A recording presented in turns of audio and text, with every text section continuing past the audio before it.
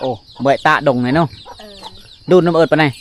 คนน้ำแก้มปลากระชาย โอ้มันก็มาตั้ง2 เดือนเลี้ยงหมูเลี้ยงเป็ดเลี้ยงไก่อยู่นี่ไก่ห้องเซลล์พระเจ้าก็อยู่กับสัตว์เลี้ยงนี่แหละเลี้ยงอยู่น้ำงูน้ำควายน้ำหมูน้ำเป็ดน้ำไก่อันนี้เจียวเจ้านะนกอ๋อเจียวนก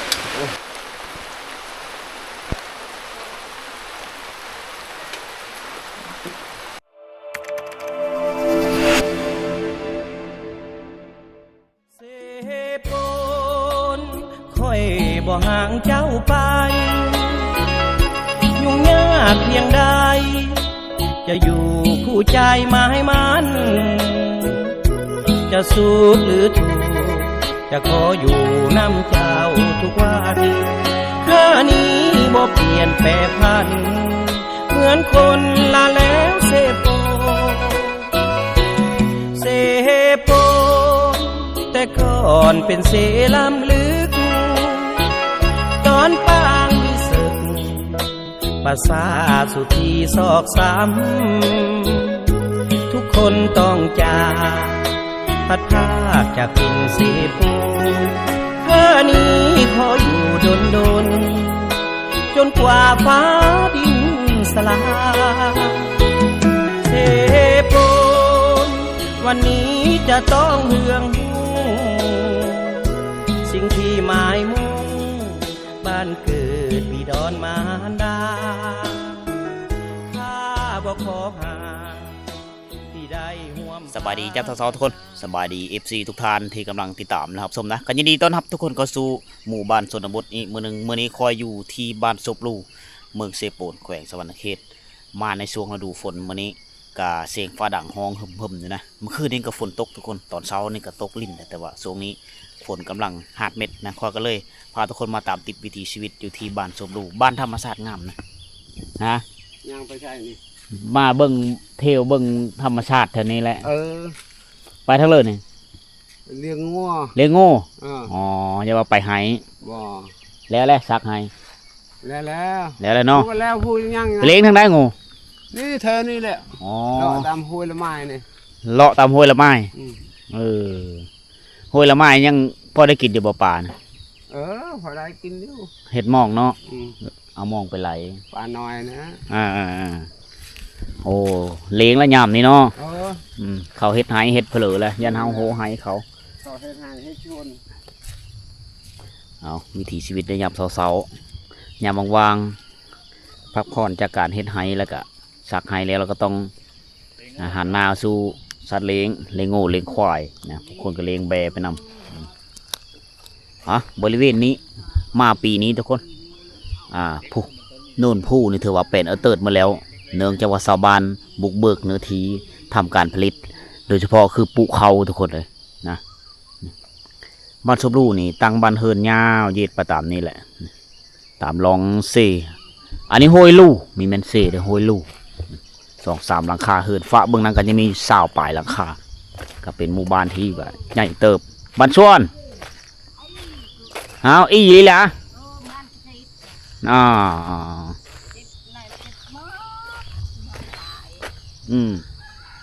ผู้เฮินนี่มีแต่เสาเล็กทั้งนั้นเลยคือท่อน้ำมันอยู่กับลูกกับหลานเอิญมานะบาระช่วยยะ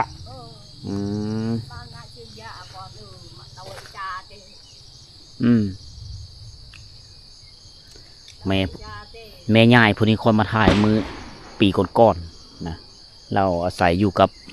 2 พ่อแม่นะลูกหลานนี่คือสีย้ายออกสร้างครอบครัวใหม่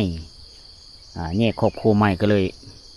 พ่อกับแม่เนี่ยอยู่ผู้เดียวมานะบอกมานะก่อนมาลำจุกจิส่วนหลานก็ได้ลูกผู้หญิงแล้วเมื่อเฮินผัวมาน้ำเช็ดดอกจะเยียงกุกไอเชนกุกกระเทา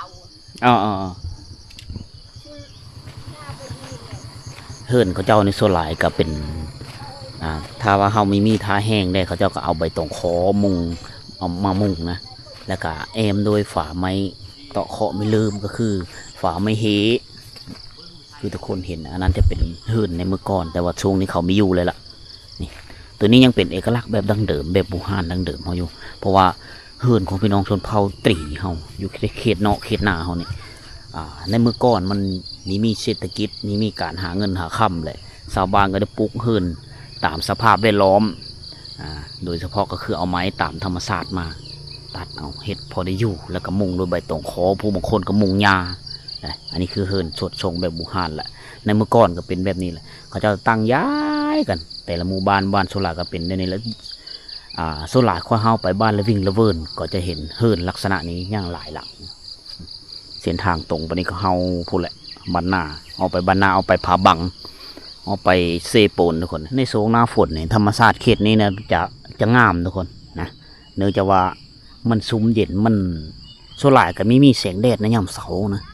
9 โมง 10 โมงยังเห็นแสงแดดนะจะปกคลุมด้วยอ้ายฝนอ้ายน้ำเมาะแถวนี้ละเบอร์ไม้ก็ยังกามคาบน้ำฝนทางนี้จะเป็นศูนย์มันต้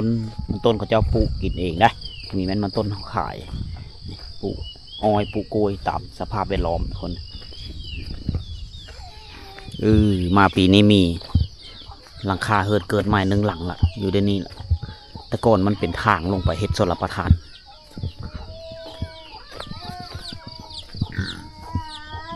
วิถีชีวิตยามเช้าโอ้เบยตาดงเลยเนาะดูน้ำเอิดไปไหนโอ้หากมาตั้ง2 เดือนเลี้ยงหมูเลี้ยงเป็ดเลี้ยงไก่อยู่นี่ไก่ห้องเซลก็สะอาดดีได้มาอยู่แคมทางมาปีนี้นี่มีสัญญาณอินเทอร์เน็ตได้ทุกคนนะสัญญาณโทรสัญญาณอินเทอร์เน็ตเครือข่ายลาวโทรคมมาตั้งแล้วล่ะทุกบ้านเลยในเขตแต่แสงกินตุกนี่ไปแล้วอันนี้คือแม่น้ำห้วยลู่แม่น้ำห้วยลู่เป็นแม่น้ำหนึ่งที่เป็นสาขาของแม่น้ำเสบางเฮงแล้วก็เป็นสาขาย่อยของแม่น้ำของไหลตกแม่น้ำของเวลานี้อยู่เขตนี้น้ำมันจะคุ้นในช่วงเวลาฝนตกเท่านั้นนะถ้าว่าเฮาเบิ่งอยู่แม่น้ำของอยู่แม่น้ำของมันจะคุ้นตลอดเพราะว่าแม่น้ำหลายสายไหลโฮมเท่ากันนะบางบ้านกับฝนตกบางบ้านกับฝนมีได้ตกแถวนี้น้ำจะใสแม่น้ำห้วยลู่เป็นบ่อนทำมาหากินของชาวบ้านแม่น้ำห้วยลู่นี่จะไหลจอดกันกับแม่น้ำละไม้แล้วก็ห้วยละเวิร์นมันไหลจอดตกกันอยู่แม่น้ำห้วยลู่นี่แหละซึ่งเมื่อปีก่อนพวกเขากับสหายทองศรีก็ได้ไปหาอยู่หากินอยู่ห้วยแหละทุกคนนะคอยสอนธรรมศาสตร์เสียงนกฮ้องเซลยามเสาให้ชาวบ้านปุยถางโนนภูเลยนี่เกี่ยวเขานะเขาเจ้าจะเฮ็ดหน้า2 ฤดูเลยหน้านี่คือหน้าติดบ้านนะแนวพันธุ์ที่เขาเจ้ามาปุนี่ TDK เวลาตอนนี้ก็7 โมงแล้วทุกคนเลยยังควันตัวยังมีเห็ดนั่นแสงตะเวนหน้าปีหน้าแซงเขาเจ้าเห็ดอยู่นี่เกินเขาเจ้ากับเหินแปลนกับหลายหลังแล้วเหินแปลนโง่เจ้าอยู่พี่บ่พอได้เจาะอ๋อเจาะนั่นคือโง่ตะเรียกนั่นคือควายโอ้ฝนตกนี่ไปเลี้ยงได้บ่ตกได้มื้อนี้ได้นี่เด็ดเจาะเขาเจ้านี่คือโง่เลย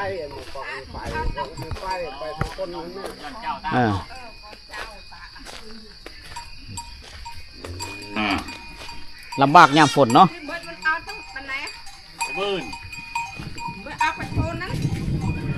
ให้เอาตัวนี้ตัวนี้คือโอ้ได้บางมีสุกคักเนาะเอาเลยตามสบายจ้าเมื่อยจ้า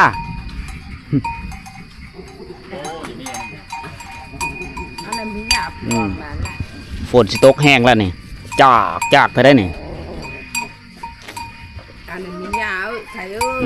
โง่กันนอนตารางเฮิดเลยเนาะอันเบะตั้งในเลยมันมีแรงไม่ได้มุงหลังคามันจะนอนอยู่ตามนี้แหละก็ท่าเนาะดงแต่ก่อนเลิกไงโง่กะเขาจะมันมักกินเกลือนะเขาเจ้าเคยเอาเกลือให้มันกินมันก็เลยหุ้มตามปลายซ่านในยามเสาๆ ยามแรงมันมามันก็จะกินเกลือคือกันนี่แหละเขาเจ้าก็อยู่กับสัตว์เลี้ยงนี่แหละเลี้ยงอยู่น้ำงูน้ำควายน้ำหมูน้ำเป็ดน้ำไก่ก็เป็นวิธีชีวิตที่ว่าดังเดิมเบิ่งสัญญาณดาวเทียมลาวเฮาได้สบายนะไฟฟ้ากระต่อจากหมู่ทุกคนเลยผู้สายดำเน่งมาฟ้าพุ่นละเพราะว่าตะข่ายไฟฟ้าไม่ได้ลงมาฮอดคุมนี้มาฮอดแต่คุมเตอร์พุ่นบานตึกตัวฟ้าโหยเบื้องนั้นเอาฝนเริ่มตกแล้วบาดนี่ทุกคนเลย ฟ้าดังห้องหึมฟ้าห้องแหละฮอดฤดูกาลพี่น้องชาวผู้ไทยบรรดาทงอยู่บ้านเฮินอยู่ตามทงเพลงก็จะลงมือปักดำเข้าหน้าปีเลยนะแต่ว่าอยู่พี่น้องเผ่าบรูนี่เขาเจ้าก็ซักไห้เสียหญ้าไห้ขมุกขมุนอยู่กำไห้แหละเขาเจ้านะครับสูตรหญ้ามันต้นทุกคนนี่เฮินกะเหมาะกับสำหรับบรรยากาศชมวิวเลยในยามเช้าผู้นี่ผู้อันนี้จะยาวผู้นู่นนี่จะยาวยืดไปหอดปูหอดบานนาหอดบานอันนั้นพูนเลาะลองต่ำแม่น้ำเซบังเหงไปเลยได้ผู้ตัวนี้บวกกับวิถีชีวิตยามเช้าไปสักให้โอ้ยังไม่แล้วเนาะสักให้ตรงนี้เนาะเหาะลูกบ่ฝนตกแล้ว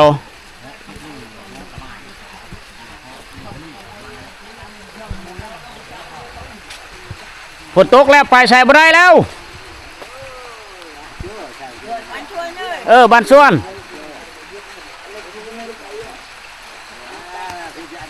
อยู่เฮือนแล้วฝนตกเนาะบันท้วนโอ้ยดูมันเป็นไปอีกกุ้ยนี่ตายเนาะฝนกำลังเริ่มตกทุกคนเลยท้องฟ้ากำลังมืดนะแต่กะมันกะธรรมชาติจะงามในยามฝนนะทุกคนนะหมู่บ้านอันนี้จะเป็นหมู่บ้านชนบทของเมืองเซปูนค่อยมาหลายๆทื่อเลยแต่ว่าช่วงหน้าฝนนี่หากมาเมื่อนี้มื้อทมิดนะยังต่ำเขาอยู่ได้ไม่ยิ่งก็ได้เส้นทางตัวนี้จะเส้นทางไปไฮเขาพุ่นและเลาะไปบอนชุกรไปหากินในสูงปีในมือปีก่อนบรรยากาศยามหน้าฝนฟ้าห้องฟ้าแตกอยู่ในเขตนี้นี่โครงการสร้างวิทายบุทันละแล้วเลยทุกคนหากเห็นท้อกับฟ้าอัดวิทมานะแต่ว่ามีทันละลงมือมีทันละสำเร็จเธอแถวนี้ก็ยังถ่ายตามป่าตามดงอยู่ตามความจำเป็นทุกคนเลยเริ่มปล่อยแบปล่อยเผื่อได้ราคาเฮิร์นเบื้องนี้ประมาณ10 ป่ายราคาเฮิร์นนะ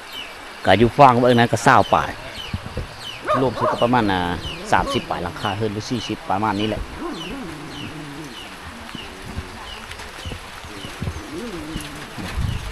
หมูเขาเจ้าก็ปล่อยไปเลยได้หมู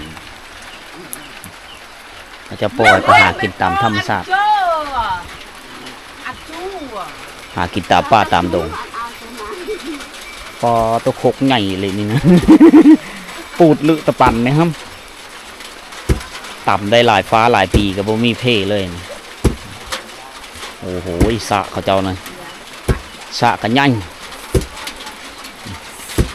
น้ำหนักก็ประมาณ5 โลนะแต่เขาเจ้าแข็งแห้ง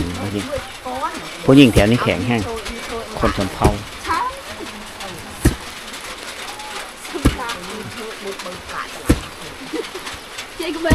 ภาษาป่าเว้าแถวนี้จะเป็นเผ่าตรีจะแตกต่างกับภาษาตะโอ้ยแตกต่างกับภาษามังกรได้ปะโกะบอกระโดบอตังนะ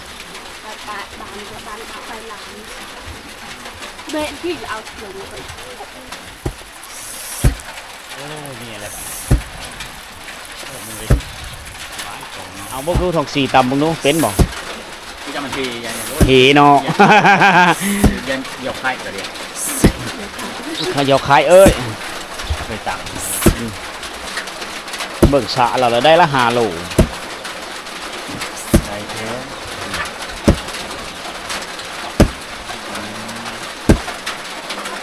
วันนี้ฝนตกเขาเจ้าไม่ได้ไปที่เลยแหละอยู่เฮิร์นกับตับเข้าที่แหละไม่ได้พักผ่อนกระบือพอดีมีก้ออีกบอกเนื้อกระดานเต่าเราเต่าว่าก็ไปตะบือพอดีไม่กล้อใช่ไหม Kelasnya. อ๋อ ตัวแรกก็ตำตัวเช้าก็ต เขาก็ต่ำประมาณก็อย่างหนึงทุกคนเลยแล้วตัวแรงกับเพิ่นต่ำอีกก็อย่างหนึงนะแล้วก็เรือนั้นกับไปเอฟวีมามือแรงกับต่ำอีกนะต้องได้ต่ำคู่มือเพราะว่าเราได้มากเนื่องจากอย่างเดี๋ยวท่านนี้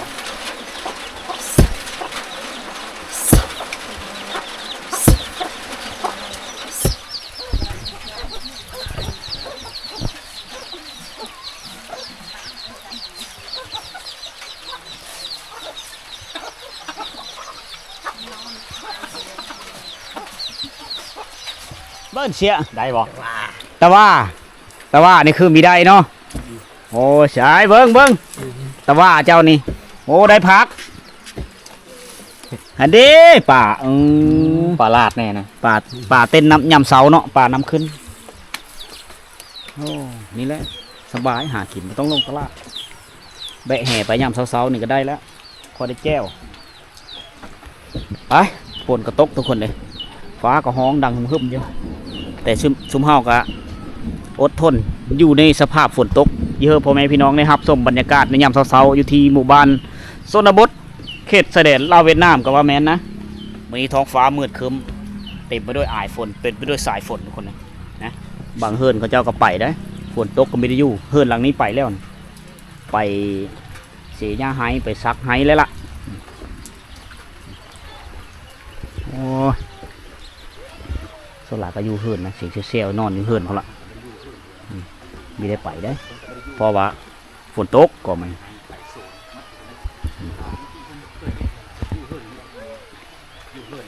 ทีมงานเฮานี่ทองสีคนดอย นะ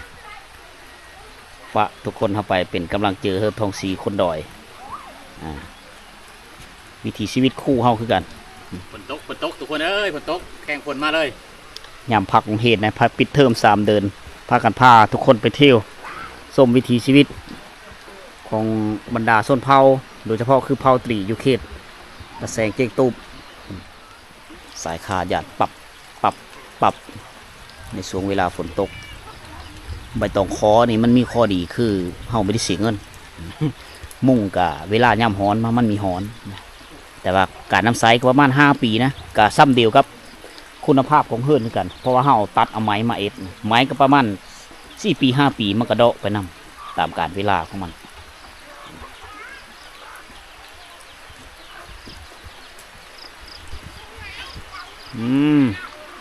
อองลูกอองเตามาเลยวิถีชีวิตแบบเดิมดังเดิมเขาเจ้าอยู่แบบนี้ก็มีความสุขเขาเจ้าไม่ได้แข่งขันกับยุคเศรษฐกิจทุกคนนะอยู่กันแบบพ่อเพียงเฮ็ดไหปุเขาไปแต่ละมือแหละหาเสากินคำปลาหองปลาเตะกระยามันทุกคนเลยอดอยู่อดทนเก็บกำภาพบรรยากาศในยามหน้าฝนมาเฮอพ่อแม่พี่น้องเขาเบิ้งอยู่ทางบ้านเพื่อมันก็เหมาะอยู่ในการนอนเว้นและแบบนี้ไม่ตะเบิ้นตะเตะเปาะจนแหละนี่ แน่นบ่ฝนตกหมูเห็ดเป็ดไก่เต็มกองตารางเลยโอ้ยแม่น้ำเสียบึงเหงเขาเส้นทางตัวทุกคนเห็นนะจะเป็นพูดละไปบ้านตะลุออกไปเสื้อบ้านกอกบ้านลากออกไปเสื้อเสด็จเวียดนามได้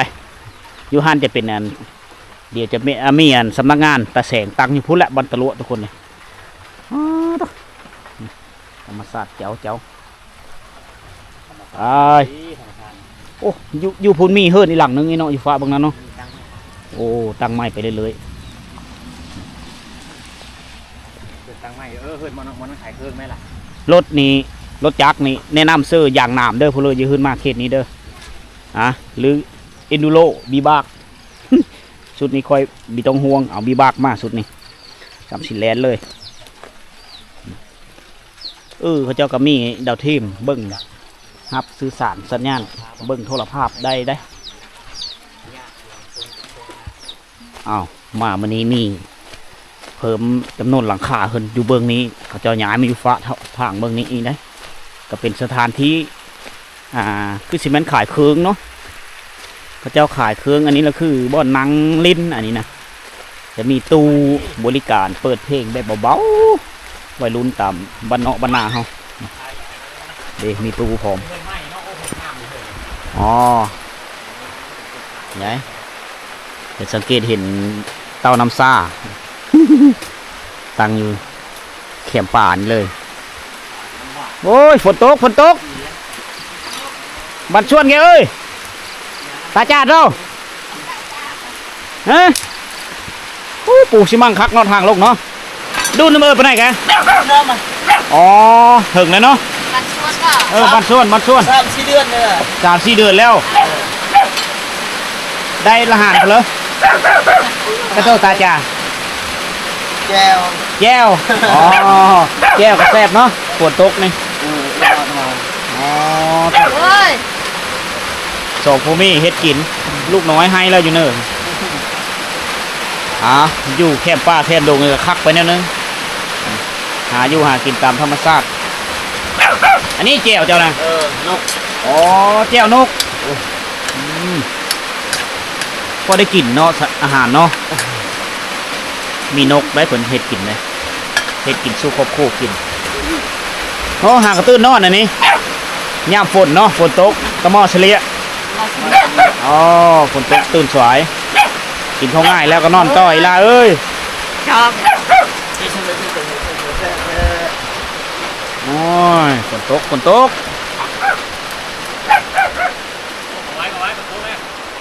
ุ่นสหายทองสีเขาขึ้นเป็นนางคาอยู่ตูบเลยฝนตกคักเนาะมุงไปตองคอโอ้โห เย็นไหมนี่ บนหนังริมทุกคนถ้าว่าเพิ่มมักในการ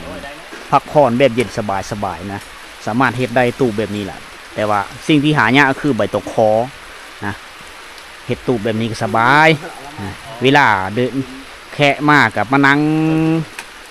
ล่มกันอยู่เนาะพี่แบบสบายแบบสไตล์บ้านเฮานะ